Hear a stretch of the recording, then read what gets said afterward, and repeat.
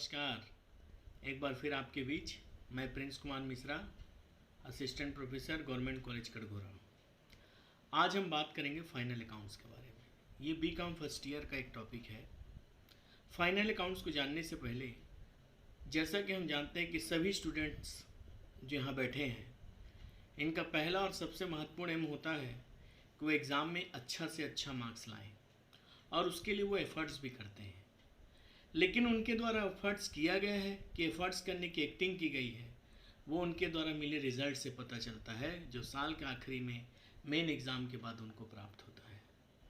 Result अच्छा तो उनका एफ़र्ट्स अच्छा, और अगर रिज़ल्ट अच्छा नहीं आया तो उनका एफ़र्ट्स अच्छा नहीं था। यही चीज़ जब हम बात एक कंपनी की करते हैं या एक बिज़नेस की करते हैं तो उनके फाइनल अकाउंट से स्पष्ट होता है।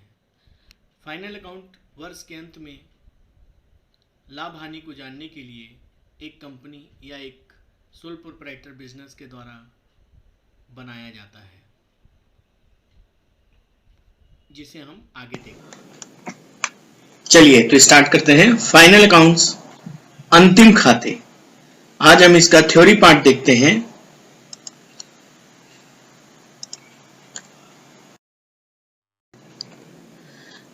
The process of from journal to the final accounts। जैसा कि हम 11th क्लास में ये कैजुअली देखे हैं, जर्नल प्राइमरी बुक होता है। फाइनल अकाउंट की जर्नी जर्नल से स्टार्ट होती है। पहला स्टेज जर्नल बनाते हैं और उसके सब्सिडी बुक्स बनाते हैं। जर्नल के बाद उन जर्नल्स को हम लेजर में पोस्ट करते हैं। लेजर हम ट्रायल बैलेंस बनाते हैं और उस ट्रायल बैलेंस के मदद से हम trading, profit and loss, balance sheet बनाते हैं। इस प्रकार से डबल एंट्री का एक प्रोसेस कंप्लीट होता है। और इस फाइनल अकाउंट बनाने के बाद फिफ्थ स्टेज होता है analysis of financial statement by analysing the datas and interpreting the results which was received at the end of the year to check the financial position of a business. Final statement. Final statement are the statement prepared at the end of the accounting period to determine the financial performance. जैसा कि मैंने बताया, साल भर के मेहनत के परिणाम को जानने के लिए हम ये फाइनल स्टेटमेंट्स बनाते हैं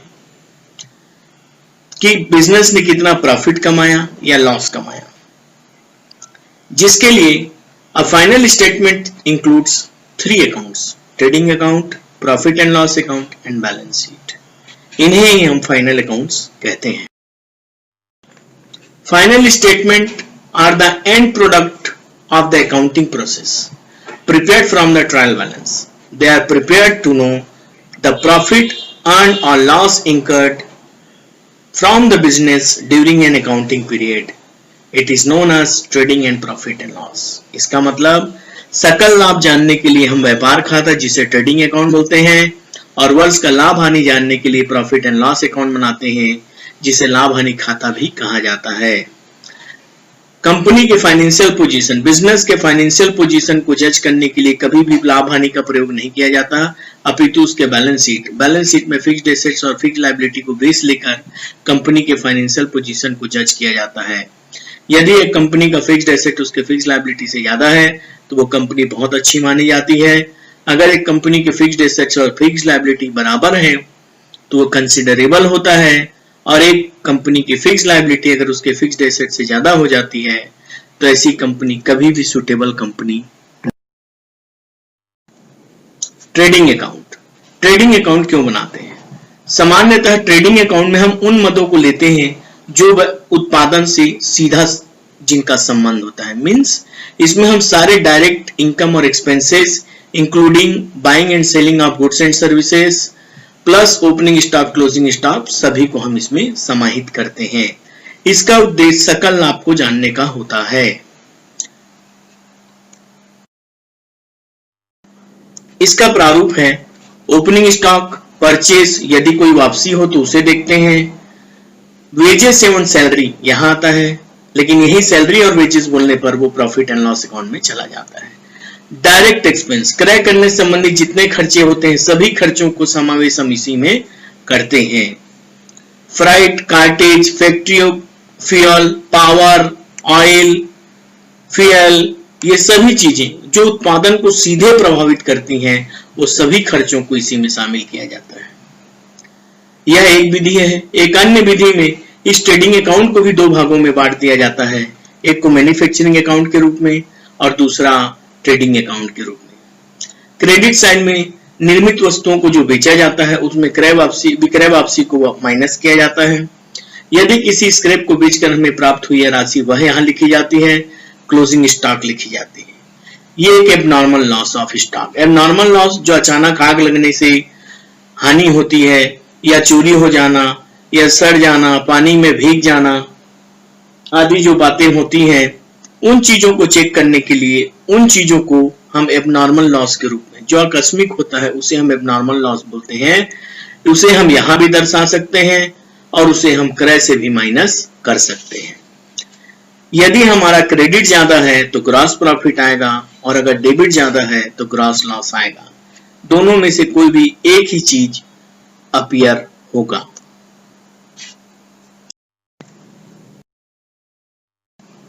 अगला है प्रॉफिट एंड लॉस अकाउंट। जैसा कि मैंने भी आपको बताया कि प्रॉफिट एंड लॉस अकाउंट जो हम बनाते हैं वह शुद्ध लाभ या हानि को जानने के लिए, प्रॉफिट एंड लॉस को हम शुद्ध लाभ, नेट प्रॉफिट जानने के लिए बनाते हैं। इसे लाभ हानि खाता के रूप में भी हिंदी में बोला जाता है। Profit and loss account is prepared after preparing trading account. It is prepared to determine the net profit or net loss incurred by the business during accounting period. Accounting period is a period for which we are preparing account. ये profit and loss का format है। इसमें सारे indirect expenses हम यहाँ पर लेते हैं। ये हमेशा स्टार्ट होता है ट्रेडिंग अकाउंट के प्रॉफिट या लॉस के बैलेंस से। यदि लॉस है तो इस ओर ट्रेडिंग अकाउंट में लॉस है जो यहाँ वापस आया है, और प्रॉफिट होने पर ट्रेडिंग अकाउंट में डेबिट साइड में रहता है जो क्रेडिट में ट्रांसफर होकर आया है। के अलावा जितने आय होते हैं उसको हम क्रेडिट में लिखते हैं, और व्यापार से रिलेटेड जितने अप्रत्यक्ष खर्च होते हैं उन सभी खर्चों को यहाँ लिखते हैं। प्रत्यक्ष खर्च से तात्पर्य ऐसे खर्चों से लगाया जाता है जो उत्पादन को सीधे प्रभावित करते हैं। अप्रत्यक्ष प्रत्यक्ष खर्च उन खर्चों को कहा जाता है जो एक व्यापार व्यवसाय को सीधे प्रभावित करते हैं, और अप्रत्यक्ष खर्च उन खर्चों को कहा जाता है जो व्यापार व्यवसाय को सीधे प्रभावित नहीं करते हुए अप्रत्यक्ष रूप से प्रभावित करते हैं।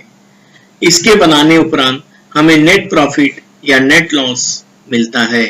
यदि हमारे खर्चे अधिक है तो अंतर की राशि नेट लॉस होगी, और यदि हमारा लाभ या आय अधिक है तो यहाँ पर हमें शुद्ध लाभ की प्राप्ति होगी। इसके बाद बैलेंस शीट बनाते हैं। बैलेंस शीट को पोजीशन स्टेटमेंट भी कहा जाता है। पोजीशन स्टेटमेंट बिजनेस की फाइनेंशियल पोजीशन को बताता है, जैसा कि मैंने पहले आपको बताया। यह हम ट्रेडिंग अकाउंट और प्रॉफिट एंड लॉस अकाउंट को बनाने के बाद हम बैलेंस शीट को बनाते हैं। इसमें एसेट्स और लायबिलिटीज को लिखा जाता है। यह बैलेंस शीट का फॉर्मेट है। इसमें एसेट्स और इधर liabilities, capital plus net profit जो प्रॉफिट एंड लॉस अकाउंट में कमाया गया है, माइनस ड्राइंग्स यदि कोई है। यदि यहां पर पार्टनर्स हैं तो पार्टनर्स के capital account plus their profits and less their drawings. अब हम बात करते हैं एडजस्टमेंट्स। जैसा कि हम सभी जानते हैं कि हमारे द्वारा अंतिम खाता का निर्माण, फाइनल अकाउंट्स को हम साल भर के लेन देन के आधार पर बनाते हैं। ना हम उसके पहले के किसी आंकड़े को लेते हैं और ना उसके बाद के। उदाहरण के लिए एक कंपनी अपने खाता को या तो वित्तीय वर्ष के आधार पर बनाती है या कैलेंडर वर्ष के। सामान्यतः कैलेंडर वर्ष का चलन आज की डेट में नहीं है, जो कि 1 जनवरी से 31 दिसंबर तक माना जाता है। फाइनेंशियल ईयर वित्तीय वर्ष 1 अप्रैल से 31 मार्च को माना जाता है। इस अवधि में ही हुए समस्त लेन देन का लेखा अंतिम खाता जो कि trading profit and loss balance sheet में लिया जाता है। अनेकों प्रयास के उपरांत भी समय सीमा में ही सभी लेन देन का भुगतान हो जाए यह संभव नहीं होता है, जिसे हम समायोजित करते हुए एडजस्टिंग एंट्रीज फाइनल अकाउंट्स में पास करते हैं। सामान्य शब्द में अगर हम समझना चाहें तो हम कह सकते हैं कि समायोजन से तात्पर्य आय और व्यय के ऐसे मदों से लगाया जाता है जो संबंधित वर्ष से संबंध रखते हैं, यद्यपि हम उन्हें लेना भूल गए हैं, या आय और व्यय की ऐसी मदें जो संबंधित वर्ष से संबंधित नहीं है और हमने उन्हें शामिल कर लिया है, जिन्हें हमें घटाना है, को ही हम समायोजन के रूप में जानते हैं। Final account, that is trading profit and loss account and balance sheet, are prepared to determine the financial performance, profit or loss for the accounting period and financial position of enterprise at the end of the year. Therefore, all revenues earned during the year, whether received or not, this is to be keep in our mind, whether received or not, if it is related to particular year, we have to take it. And the expenses incurred during the year, it doesn't matter whether we have paid or not, we have to take it or accounted following the accrual assumption or concepts. We will see the adjustments on the basis of chart. First adjustment is closing stock. Basically, adjustments are appear at the bottom of the question, means after trial balance, the adjustments were given.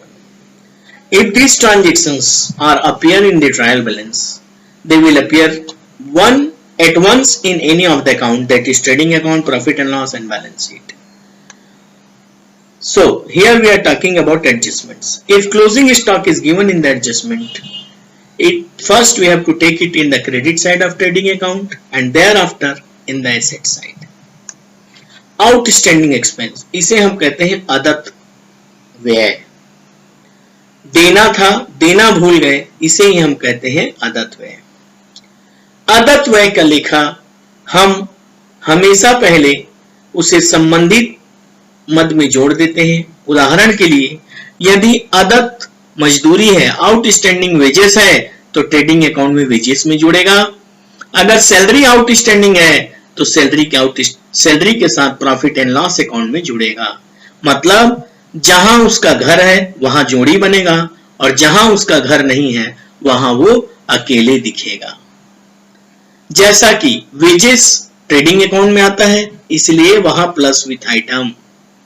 Profit and loss में salary आता है, इसलिए plus with item. लेकिन balance sheet उनका घर नहीं है, इसलिए वहां इंडिविजुअल वो अपीयर होते हैं। तो केवल वो अकेले अपीयर होते हैं, एडजस्टमेंट केवल अकेले अपीयर होता है, उसके लिए मैंने प्लस साइन को डिनोट किया है। इस प्रकार से वे आउटस्टैंडिंग एक्सपेंस होने पर संबंधित आइटम के साथ जोड़ देंगे और चूंकि हमें उसे देना है इसलिए लायबिलिटीज है, तो वह लायबिलिटी साइड में भी अपीयर होगा। समायोजन हमेशा दो जगह एंट्री की जाती है। अगला है डेप्रिसिएशन। डेप्रिसिएशन को हिंदी में बोलते हैं ह्रास। डेप्रिसिएशन एक संपत्ति के मूल्य को कम करती है। संपत्ति का घर कहाँ है? बैलेंस शीट, तो यहां वो जोड़ी बनेगा, इसलिए माइनस विथ आइटम अपनी जगह में। चूंकि ये लॉस है इसलिए यहां प्रॉफिट एंड लॉस के डेबिट में। एप्रिसिएशन, एप्रिसिएशन मतलब कीमत में वृद्धि होना। जब एक वस्तु की कीमत में वृद्धि होती है, संपत्ति एसेट्स के वैल्यू में इंक्रीज होता है, तो वो हमारे लिए फायदा होता है। इसलिए प्रॉफिट एंड लॉस में क्रेडिट और बैलेंस शीट में रिलेटेड आइटम में प्लस। एक मशीन जिसे हमने गत वर्ष में 1 लाख में खरीदा था, इस वर्ष उसका मूल्य 1,30,000 रुपए है, तो 30,000 जो बढ़ा हुआ मूल्य है वही एप्रिसिएशन है, जो कि मेरे लिए लाभ है, तो लाभ हानि में क्रेडिट और बैलेंस शीट में पर्टिकुलर उस मशीन में प्लस हो जाएगा। प्रीपेड एक्सपेंस, कोई भी प्रीपेड संबंधित आइटम से माइनस होता है, क्योंकि वो पर्टिकुलर ईयर से रिलेटेड नहीं है, इसलिए प्रीपेड या एडवांस कहा जाता है। संबंधित मद से माइनस, और चूंकि हमें उसे वापस करना पड़ेगा इसलिए वह लायबिलिटीज। एक्रूड इनकम, ऐसा आय जो हमने कमा लिया है परंतु हमें प्राप्त नहीं हुआ है। अर्जित आय, यह हमारे लिए लाभ होता है, संबंधित मद में प्लस और हमारी संपत्ति को बढ़ाएगा, इसलिए बैलेंस शीट में एसेट साइड में। कोई भी प्रीपेड एडवांस, जैसा कि मैंने पूर्व भी बताया है, आय हो या व्यय, संबंधित आइटम अगर पूर्वदत्त है तो माइनस होगा और अदत्त है तो प्लस होगा। तो यहाँ पर पूर्वदत्त आय जो कि संबंधित मद से माइनस हो जाएगा। मान लीजिए इंश्योरेंस हमने एडवांस में पे कर दिया है 200 रुपए, तो वह 200 रुपए 10,000 के इंश्योरेंस में से माइनस हो जाएगा और वही 200 रुपए हमें वापस करना पड़ेगा, इसलिए लायबिलिटीज हो जाएगा। कभी भी हम खाता तैयार करते हैं तो अपने आप को एक बिजनेस मानना चाहिए। Interest on capital, interest on capital हमारे लिए हानि है, इसलिए लाभ हानि के विकलन में और पूंजी के साथ यह जुड़ जाएगा क्योंकि लायबिलिटी साइड में उसका घर है। इंटरेस्ट ऑन लोन भी हमारे लिए हानि है, हमें देना पड़ेगा, इसलिए वह लाभ हानि खाते के डेबिट में आ जाएगा और लोन के साथ उसे हम प्लस कर देंगे उसके घर में liability side. Interest on drawing, निजी प्रयोग के लिए फर्म से पैसा निकाला गया है तो उसे आहरण कहते हैं और उस आहरण पर मिलने वाला ब्याज हमारे लिए लाभ होता है, इसलिए वह लाभ हानि खाते में क्रेडिट होगा और लायबिलिटी साइड में ड्राइंग्स के साथ वह जाकर प्लस हो जाएगा। अशोध्य ऋण, अशोध्य ऋण या डूबत ऋण उसे कहते हैं जो हमें देनदारों से राशि प्राप्त नहीं होती है। यह हम देनदार में से माइनस करेंगे और प्रोविजन फॉर बैड डेट्स भी देनदार से माइनस होता है। और आगे देखते हैं, तीसरा जो देनदार पे समायोजन होता है वह होता है डिस्काउंट ऑन डेटर। यह भी एक तरह से देनदार को कम करता है, इसलिए हम इसे लाभ हानि के डेबिट में लिखते हैं और बाद में यह देनदार से माइनस हो जाता है। लेनदार पर हमें छूट प्राप्त होती है जो कि हमारे लिए फायदा होता है, इसलिए यह लाभ हानि के क्रेडिट में लिखा जाता है और बाद में उसे हम लेनदार से माइनस कर देते हैं। गुड्स इन ट्रांजिट, इसे कहते हैं मार्गस्थ माल, रास्ते का माल। यह एक बिजनेसमैन के लिए एसेट भी होती है और लायबिलिटीज भी होती है। जब तक उसके स्वामित्व में है, मार्ग में होने पर भी वह उसका मालिक होता है, इसलिए वह उसके लिए संपत्ति भी होती है और वह उसके लिए दायित्व भी होती है। इस प्रकार पहला हमने देखा देनदार पे दिया जाने वाला कटौती जो कि हानि है तो विकलन, और उसके बाद देनदार से माइनस, क्रेडिटर हमारे लिए आए हैं इसलिए क्रेडिट, बाद में क्रेडिटर से माइनस, गुड्स इन ट्रांजिट मार्गस्थ माल हमारे लिए एसेट और लायबिलिटीज दोनों है। जैसा कि मैंने आपको कहा कि देनदार के समायोजन को मैं वर्किंग के रूप में आपको समझाऊंगा, तो वह आगे देखेंगे।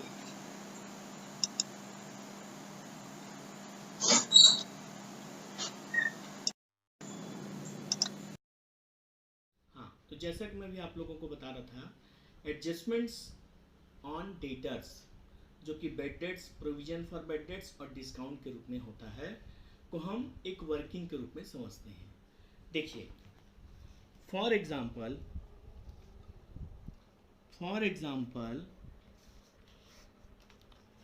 डेटर क्वेश्चन में दिया है 10,000 रुपये और एडजस्टमेंट्स में पहले दिया है प्रोविजन फॉर बेड डेट्स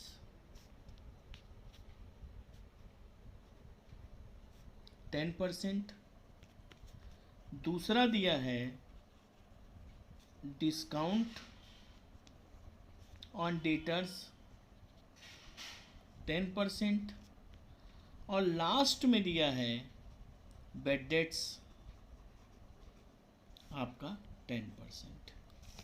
सामान्यतः जब हम देखते हैं कि 10,000 पे ये 10% हमको निकालना है तो वो कितना होगा, इसका भी 1,000, इसका भी 1,000, इसका भी 1,000।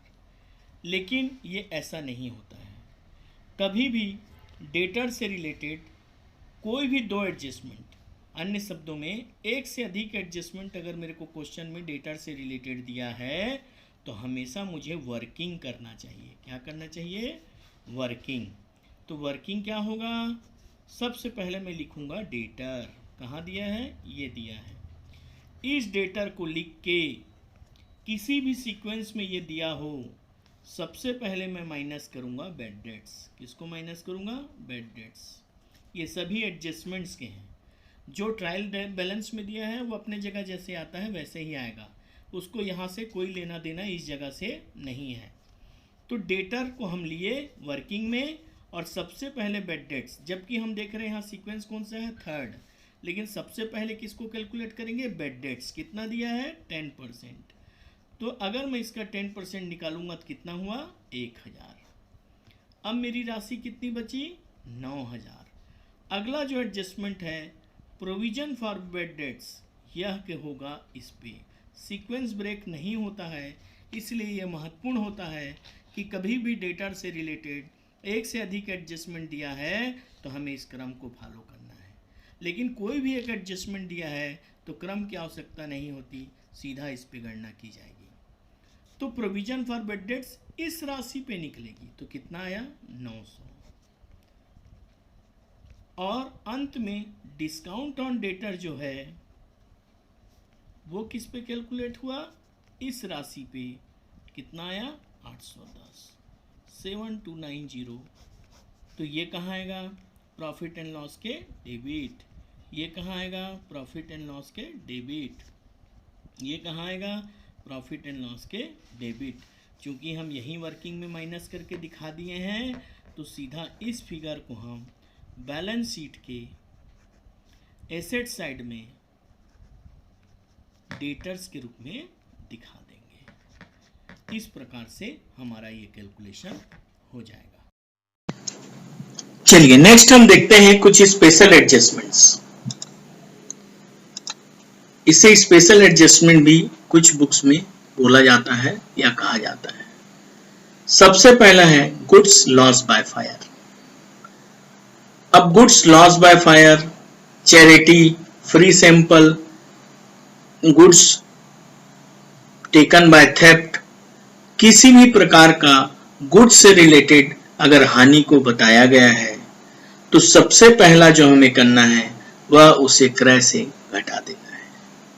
क्योंकि गुड्स जो हमारे पास है वही चोरी हुई है, वही फ्री सैंपल हुई है, वही चैरिटी के लिए दिया गया है।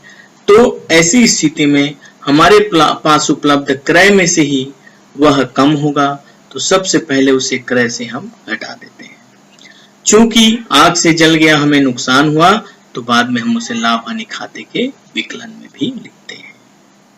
ठीक उसी प्रकार यदि हमने किसी को गुड्स को फ्री सैंपल चैरिटी के रूप में दिया है, हम देखते हैं ना कि टीचर्स लोगों को बुक्स का स्पेसिमेन देते हैं ताकि वो बच्चों का वेयर करें, बुक्स के बारे में बताएं। तो ऐसे ही जब चैरिटी और सैंपल के रूप में दिया जाता है तो वह चीज परचेज से माइनस की जाती है। कुछ बुक्स में इसे माइनस न करके, जैसा कि मैंने शुरू में बताया था, लॉस बाय फायर करके ट्रेडिंग अकाउंट के फॉर्मेट में उसे क्रेडिट साइड में भी लिखते हैं। लेकिन ये ज्यादा एप्रोप्रिएट होता है क्योंकि इससे स्थिति स्पष्ट होती है कि अगर सामान जला है, चोरी चला गया है, सैंपल चला गया है, तो मेरा क्रय कम हो गया। दूसरा स्वरूप, वह मेरा पैसा डूब गया, मुझे नुकसान हो गया, इसलिए लाभ हानि के डेबिट में। यहाँ उसके बदले मुझे कोई पैसे की प्राप्ति नहीं होगी, इसलिए लाभ हानि के डेबिट में। तीसरा है goods loss by fire and insured. अगर हमने गुड्स को, हमारा गुड्स आग से जल गया और हमने उसे इंश्योरेंस कराया है, तो मान लीजिए उदाहरण के लिए 10,000 रुपए का गुड्स जल गया है, तो वह 10,000 पूरा का पूरा फुल अमाउंट जैसा कि मैंने लिखा है क्रय से माइनस हो जाएगा। इंश्योरेंस कंपनी ने हमें जो 7,000 रुपए मान लीजिए दिया है, तो वह 7,000 यहाँ आ जाएगा। इस प्रकार से होने वाला लॉस यहाँ पर केवल 3000 रुपए का है, तो वह 3000 की राशि यहाँ आएगी। तो इस प्रकार से समायोजन, जिसका हम हर लेन देन का 2 जगह पंजी करते हैं, 10,000 के रूप में यहाँ माइनस हो गया, 7,000 के रूप में यहाँ क्लेम रिसीव प्लस हो गया, और 3,000 जो हमें एक्चुअल लॉस हुआ वो प्रॉफिट एंड लॉस अकाउंट में अपीयर हो गया। बहुत बहुत धन्यवाद।